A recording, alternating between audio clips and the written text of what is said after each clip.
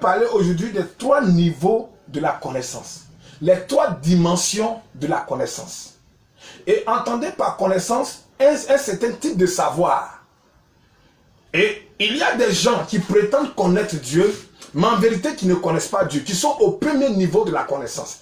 Et j'appelle premier niveau de la connaissance l'information. Parce qu'une information est aussi une connaissance, mais une connaissance très limitée. C'est cela que Job pouvait dire dans Job 42, verset 5. Il dit, mon oreille avait entendu parler de toi. Mon oreille avait entendu parler de toi. J'avais entendu.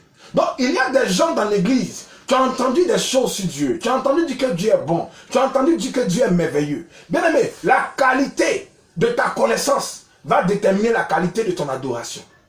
Et pourquoi est-ce que je parle des niveaux de connaissance? Parce que notre qualité de connaissance va démontrer le niveau d'adoration qu'on a. Quand tu vois quelqu'un dans son adoration bizarre, c'est qu'il ne connaît pas Dieu. Parce que la volonté de Dieu, c'est qu'on le connaisse. Et pourquoi est-ce que la volonté de Dieu, c'est qu'on le connaisse? On avait dit, toute la terre sera remplie de la connaissance de Dieu, de la gloire de Dieu. Ça veut dire quoi? Ça veut dire que c'est la connaissance de Dieu. Et pourquoi Dieu veut qu'on le connaisse? Parce que c'est en le connaissant qu'on peut mieux l'adorer. Tu ne peux pas adorer celui que tu ne connais pas convenablement. Tu ne peux pas adorer Dieu comme il le faut si tu ne le connais pas. Donc Dieu veut qu'on le connaisse. Et quand même, pendant que Dieu veut qu'on le connaisse, il y a des gens qui se limitent au niveau de l'information. Et l'information, c'est ce que tu as entendu sur Dieu. Tu as entendu dire que Dieu est bon. Tu as entendu dire que Dieu est merveilleux. Mais je veux dire à quelqu'un qui m'écoute que ça ne suffit pas.